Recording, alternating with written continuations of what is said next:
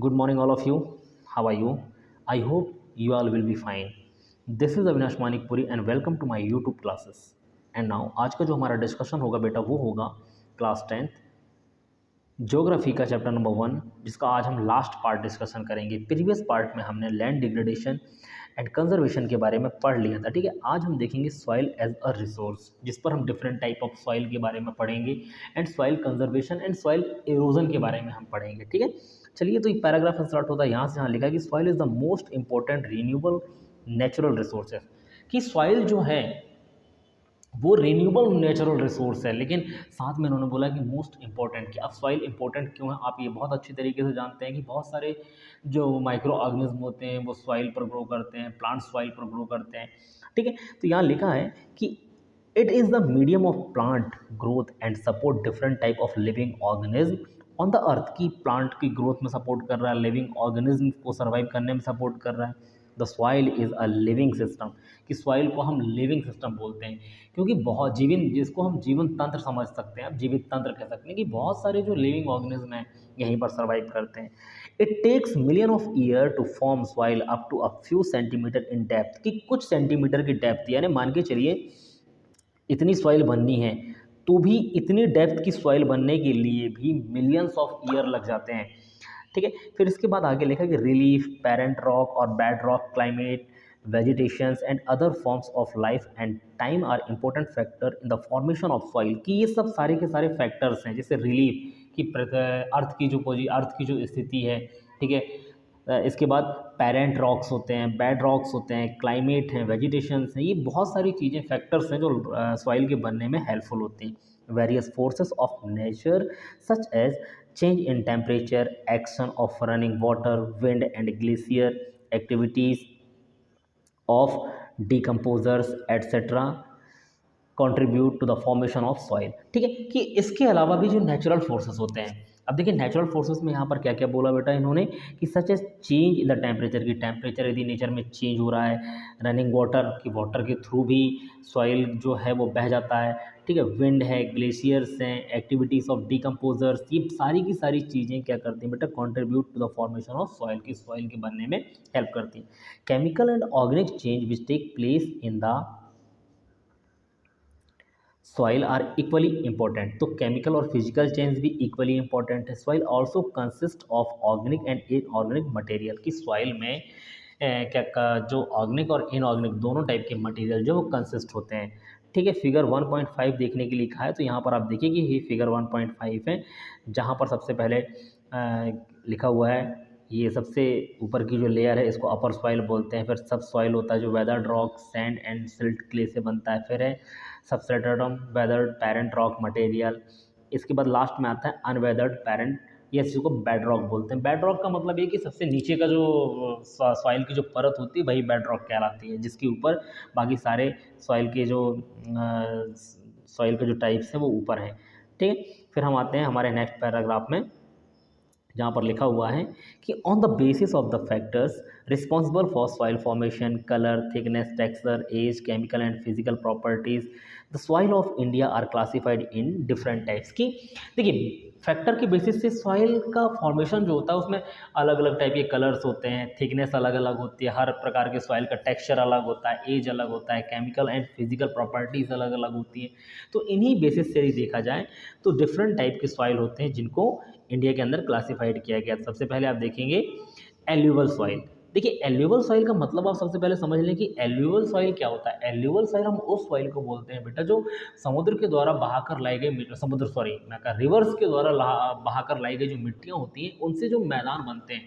ठीक है, वहाँ पर जो सॉइल होती है वही एल्यूवियल सॉइल कहलाती है। तो यहाँ पर आप देखेंगे एल्यूवल सॉइल में कि लिखा कि this is the most widely spread and important soil, कि ये सबसे इंपॉर्टेंट सॉइल है।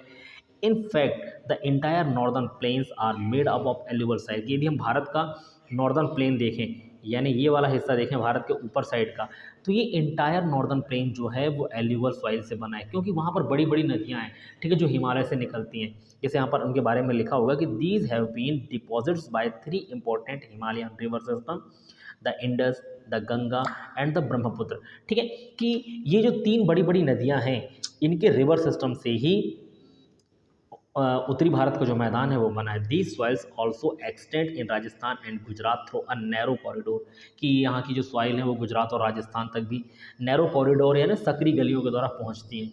Alluvial soil is also found in the eastern coastal plain, particularly in the deltas of Mahanadi, Godavari, Krishna and Kaveri river, कि ये ईस्ट की तरफ यानी पूर्व की तरफ की जो नदियाँ हैं वहाँ पर भी एल्यूवल सॉइल हैं, ठीक है, जो कि बेसिकली कहाँ कहाँ के डेल्टास पर मिलती हैं, deltas of the Mahanadi, Godavari, Krishna, Kaveri reverse, ठीक है।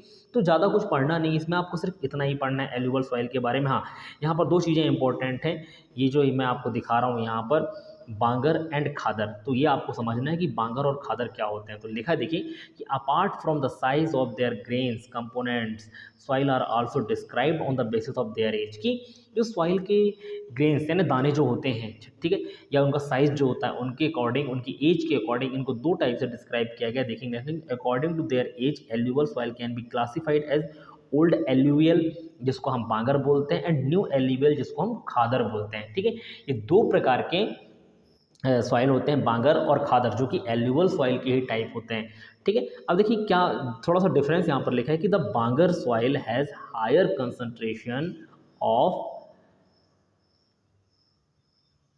कंकड़ नोड्यूल्स देन द खादर, कि बांगर में क्या होता है बेटा, कंकर्स ज़्यादा होते हैं, ठीक है, थोड़े बोल्डर्स होते हैं छोटे छोटे, जो इस टाइप से जो बोल्डर्स रहते हैं, ये कंकर्स बांगर में पाए जाते हैं। क्योंकि लिखा कि it has more fine particle, is more fertile than bangar, ठीक है। लेकिन बांगर की यदि बात करें, ठीक है, तो क्या लिखा है यहाँ पर कि it has more fine particle, is more fertile than the bangar, कि खादर लैंड की यदि बात करें तो खादर में क्या होता है बेटा कि जो पार्टिकल्स होते हैं सॉइल की वो बहुत ज़्यादा फाइन होते हैं और वो फर्टाइल होते हैं, जो खादर मतलब आप समझ सकते हैं जो न्यू एल्यूवल सॉइल होते हैं। अब इसके बाद यह वही लिखा है कि पूरी जो एल्यूवल सॉइल की प्रॉपर्टीज़ लिखी है कि एल्यूवल सॉइल बहुत ज़्यादा फर्टाइल होता है, जिस वजह से क्या है कि पॉपुलेशन जो है वहाँ पर, सॉरी हाँ, यहाँ पर क्या है, proportion of potash, phosphoric acid, ठीक है, डिफरेंट टाइप के यहाँ पर मिनरल्स पाए जाते हैं, ठीक है। और इस वजह से क्या होता है बेटा कि यहाँ पर कल्टिवेटेड एरिया होता है और पॉपुलेशन जो है वो डेंसली पॉपुलेटेड होती है। डेंसली पॉपुलेटेड का मतलब जब एरिया कल्टिवेटेड होगा तो ज़्यादातर लोग वहाँ पर रहना पसंद करेंगे, ठीक है। चलिए हम आते हैं नेक्स्ट, इसका नाम है ब्लैक सॉइल यानी काली मिट्टी जिसको बोलते हैं, इसको रेगुलर सॉइल भी कहा जाता है, ठीक है। बेसिकली ये कॉटन के ग्रो के लिए बहुत ज़्यादा इंपॉर्टेंट होता है, इसलिए इसको ब्लैक कॉटन सॉइल भी कहा जाता है। फिर लिखा कि it is believe that climate condition along with the parent rock material are the important factor for the formation of black soil, कि black soil के formation के लिए क्या बोला कि parent rock के साथ साथ climate conditions भी फैक्टर हैं, ठीक है। This type of soil is typical of Deccan trap region spread over north west Deccan plateau and it is made of lava flows, की कभी कभी ये लावा के फ्लोस से भी बनता। और इसके बारे में लिखा है कि जो सॉइल है वो डेक्कन ट्रैप्स यानी दक्षिण की साइड ये मिट्टियाँ ज़्यादा पाई जाती हैं और ये नॉर्थ वेस्ट की तरफ भी ये मिट्टियाँ फैली हुई हैं। तो देखिए यहाँ पर लिखा है नेक्स्ट कि they cover the plateaus of Maharashtra, Saurashtra, Malwa, Madhya Pradesh and Chhattisgarh and extend in the south east direction along the Godavari and Krishna valley, ठीक है। कि ये डिफरेंट टाइप के प्लेटो से महाराष्ट्र में है, सौराष्ट्र में, मालवा में, मध्य प्रदेश में, छत्तीसगढ़ में काली मिट्टियाँ पाई जाती हैं और साथ में ये एक्सटेंड गोदावरी और कृष्णा वैली की तरफ भी एक्सटेंड होता है, ठीक है। फिर जब आप आगे बढ़ेंगे तो ब्लैक सॉइल के बारे में और लिखा हुआ है कि the black soil are made up of extremely fine clay material, ठीक है। कि किससे बनता है बेटा, फाइन क्ले मटेरियल से बनता है। They are well known for their capacity to hold moisture, ठीक है। बेसिकली इस मिट्टी में मॉइस्चर को होल्ड करने की क्षमता ज़्यादा होती है, ठीक है। कि मिट्टी को ये ज़्यादातर टाइम तक गीला बना के रख सकता है, जिससे क्या होता है कि in addition they are rich in soil nutrients, और इस वजह से यहाँ पर सॉइल के न्यूट्रिएंट्स बहुत ज़्यादा होते हैं, such as calcium carbonate, magnesium, potash and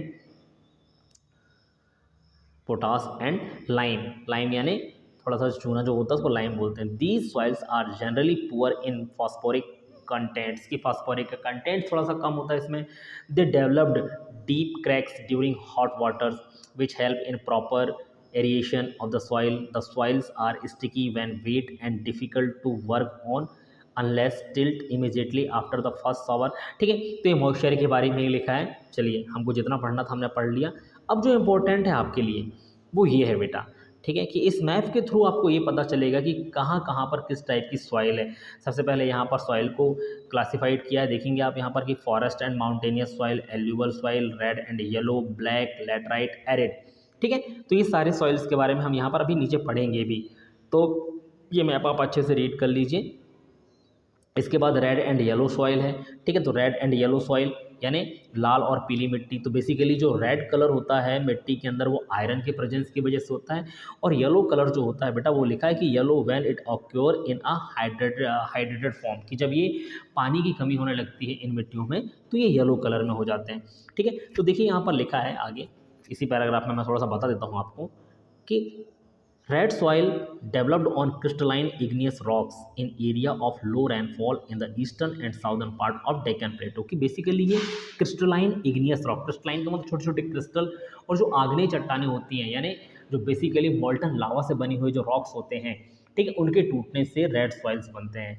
and लिखा है southern part, eastern part, yellow and red soil are also found in part of Orissa, Chhattisgarh, southern part of the middle Ganga plain and along the piedmont zone of western Ghats की different जगह पर ये पाए जाते हैं। ठीक है, तो थोड़ा बहुत आप इनमें देख लेंगे, ज़्यादा इनको बताने की ज़रूरत नहीं है। फिर यहाँ पर लैटराइट सॉइल है। लैटराइट सॉइल देखिए इसके बारे में जो आपको पढ़ना है वो ये लिखा है लैटराइट सॉइल कि laterite has been derived from the Latin word later, कि लेटराइट सॉइल जो वो लेटर से बना है, जिसका मतलब होता है बेटा ब्रिक। ब्रिक का मतलब आप जानते हैं कि ब्रिक ईंट को बोलते हैं। The laterite soil develop under tropical and subtropical climate with alternate wet and dry season, कि ये जो डेवलप्ड होते हैं बेटा ये tropical and subtropical climate की वजह से होते हैं, जिसमें क्या होता है कि वेट एंड ड्राई सीजन जो वो अल्टरनेट पर आते रहते हैं। ठीक है, और इस वजह से क्या होता है यहाँ पर लिखा है कि in this result instant leaching due to heavy rain, laterite soil are mostly deep to very deep, कि ये बहुत गहरी होती है। ठीक है, और इसका जो पीएच मान होता है वो आप देखिए कि 6 से कम है। ठीक है, लेस देन 6। तो बस आप इतना ही पढ़ें इसमें, और ये कहाँ कहाँ पाया जाता है आप देख लेंगे, बाकी क्वेश्चन आंसर्स में ये और क्लियर हो जाएगा। इसके बाद हम आते हैं एरिड सॉइल। एरिड सॉइल को मरुस्थलीय मिट्टी भी कहा जाता है, यानी ये रेतीली मिट्टी होती है। ठीक है, देखिए ये red to brown in colour, red से लेकर ब्राउन तक कलर होते हैं। They are generally sandy in textures, यानी रेत के जैसे होते हैं। ठीक है, सलाइन होते हैं नेचर में। तो कभी कभी क्या होता है सलाइन होने की वजह से यहाँ पर जो झीलें होती हैं, ठीक है, उनका एवापोरेशन करके क्या किया जाता है बेटा, नमक भी निकाला जाता है। ठीक है, चलिए एरिड सॉइल में और कुछ नहीं। फॉरेस्ट सॉइल, फॉरेस्ट सॉइल का मतलब आप समझ सकते हैं कि जंगलों के पास जो मिट्टियाँ होती हैं, ठीक है, उनको माउंटेनियस या फॉरेस्ट सॉइल बोलते हैं। ये हिली एंड माउंटेनियस एरियाज़ पर होते हैं। ठीक है, फिर इसमें आप पढ़ लेंगे कि लिखा है कि the soil texture various according to the mountain environment where they are formed, कि जिस टाइप का माउंटेन का इन्वायरमेंट होगा, ठीक है, उस टाइप की वहाँ पर सॉइल्स होती हैं। ठीक है, जो बेसिकली हमको पढ़ना है वो आपको ये समझना है कि soil halogen and soil conservation क्या होता है। ठीक है, तो देखेंगे यहाँ पर आप कि the denotation of the soil cover and subsequent washing down in describe as soil erosion, कि देखिए सॉइल एरोजन को कैसे डिस्क्राइब किया है। डेनोटेशन का मतलब होता है, ठीक, जो कवर होता है सॉइल का, ठीक है, जो लेयर होती है सॉइल की, उसका खत्म हो जाना, उसका हट जाना अपनी प्लेस से। दूसरे वर्ड्स पर आप क्या कह सकते हैं बेटा, removal of soil its own place is called soil halogen. ठीक है, डिफरेंट रीजन हो सकते हैं सॉइल के रिमूव होने के अपनी प्लेस से, तो वही सॉइल एरोजन है। तो वही लिखा है, ठीक है, वॉशिंग डाउन यानी बह जाना, अलग हो जाना। The process of soil formation and erosion go on simultaneously and generally there is a balance between the two, कि जो सॉइल एरोजन है और सॉइल का बनना, यानी सॉइल का एरोज होना, सॉइल का एरोजन होना और सॉइल का बनना, ये प्रोसेस क्या होती है बेटा, एक साथ चलती रहती हैं, जिससे इनके बीच में बैलेंस बना रहता है। Sometime this balance is disturb due to human activities like deforestation, overgrazing, construction and mining. देखिए, तो कभी कभी ये बैलेंस कैसे खत्म होता है, ह्यूमन एक्टिविटीज़ से, कि ह्यूमन एक्टिविटीज़ क्या, डिफॉरेस्टेशन एंड जंगलों को काट देना, ओवरग्रेजिंग ज़्यादा चराई करवा देना, कंस्ट्रक्शन करना, माइनिंग करना, इस वजह से क्या होता है इनका जो बैलेंस होता है वो डिस्टर्ब हो जाता है। While natural forces like wind, glacier and water lead to soil erosion, और इसके अलावा कुछ नेचुरल फोर्सेस भी होते हैं जो भी सॉइल एरोजन करते हैं, जैसे विंड है, ज़्यादा तेज़ हवा चल रही है तो भी मिट्टी खिसक जाती है, ग्लेशियर्स के खिसकने की वजह से मिट्टियाँ खिसक जाती हैं। ठीक है, पानी का तेज बहाव होता है तो मिट्टियाँ खिसक जाती हैं। तो ये सारी रीज़न है सॉइल एरोजन के।